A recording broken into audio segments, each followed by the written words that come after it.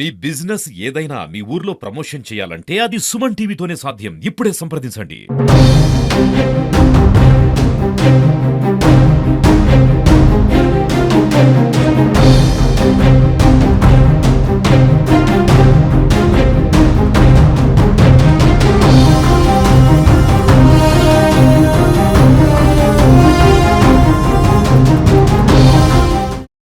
నిన్న రోజు మన రాచకొండ పద్మ భర్త పేరు సత్తయ్య, ఇది మల్లాపూర్ గ్రామం, గంగాధర మండలం, మన కొడిమేల పోలీస్ స్టేషన్ దరఖాస్తు ఇచ్చింది. ఏమనంటే వాళ్ళ బిడ్డ అవుదొట్టి మావడను వాళ్ళ అల్లుడైన అవుదొట్టి మహేందర్ ఇంట్లో చంపి పారిపోయిందని చెప్పేసి పిటిషన్ ఇచ్చింది. దాని మీద మేము కేసు నమోదు చేసుకుని దర్యాప్తులో వెళ్ళిన విషయం ఏంటంటే మహేందర్ కు మమతకు దాదాపు 20 సంవత్సరాల క్రితం మ్యారేజ్ అయింది. పెళ్ళైనాక వీళ్ళకి పిల్లలు ఉంటారు, వీళ్ళు హాస్పిటల్ అడ్మిట్ తింటూ ఉంటారు. ఇతరు ప్రైవేట్ టైలర్ షాప్ చేస్తూ ఉంటారు. గత 6 సంవత్సరాల నుంచి కరీంనగర్ లో కిరాయి ఇంట్లో ఉంటారు.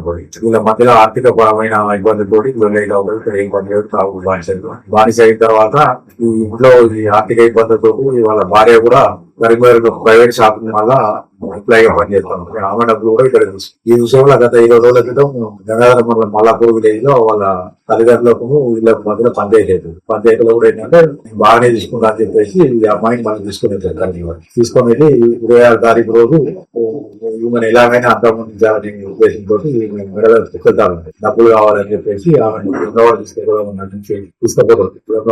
అక్కడి నుంచి మనం ఎలా కూడా లేవాలంటారు. అక్కడి నుంచి కొడుకునాలు వీళ్ళ ఇల్లు ఉంటుంది, ఒక్కరు ఇల్లు వాళ్ళు ఎవరు ఉండదు. ఆ ఇంటికి తీసుకొస్తాడు. మధ్యాహ్నం 2:30కు నల్లగొండకి వెళ్ళి వచ్చేసి ఇంటికి తీసుకొస్తాడు. ఇంటికి తీసుకొచ్చిన తర్వాత సాయంత్రం ఇద్దరు భార్య భర్తల మధ్య గొడవ అయిన తర్వాత ఇద్దరు ఆమెని బలవంతంగా ఇంట్లో ఉన్న నైలాన్ కార్ తోటి ఏంటంటే సురేష్ బీడింగ్స్ చంపుతాడు.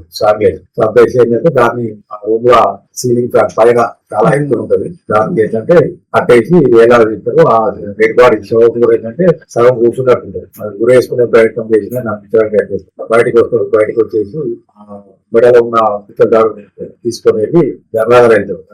దగ్గర గుంటూరు ఫైనాన్స్ లో దాన్ని కూడబెడతాడు. కూడబెట్టి 1,25,000 వచ్చిన తర్వాత అతనికి కొన్ని అప్పులు ఉన్నాయి కడుతున్నాను. తర్వాత మిగతా డబ్బులతోటి మళ్ళా సాయంత్రం 60% తిరిగి ఇంటికి వస్తుంది. పొడిమేల వాళ్ళ మేనమామ ఉంటాడు. మేనమామని తీసుకొని వైన్స్ లో తాగుతుంది. వాళ్ళ బాపాడు కూడా తాగుతుంది. తాగిన తర్వాత మళ్ళీ తెల్లవారి కరీంనగర్ వెళ్తాడు. కరీంనగర్ వెళ్ళిన తర్వాత చుట్టుపక్కల ఓనర్ వాళ్ళు భార్య ప్రవర్తన అనుమానం అంటే ఇలా తల్లిదండ్రులు చెప్తే తల్లి వస్తే పొద్దున్న లేని సమాధానం చెప్తే తల్లి కూడా 27 తారీఖు రోజు కరీంనగర్ వంటంలో అమ్మాయి అడ్వైట్లేదని కేసు పెడుతుంది. మిస్సింగ్ కేసు నెంబర్ 260 కరీంనగర్ వంటం. ఈ లోపు ఏంటంటే వాళ్ళు కూడా నిందితురాలు లొకేషన్ మొబైల్ ఫోన్ కూడా తీసుకుంటారు. మళ్ళీ కూడా ఈ 4 రోజుల నుంచి కూడా ఇతరు ఈ ప్రాంతంలో ఎదుగుతా ఉంటారు.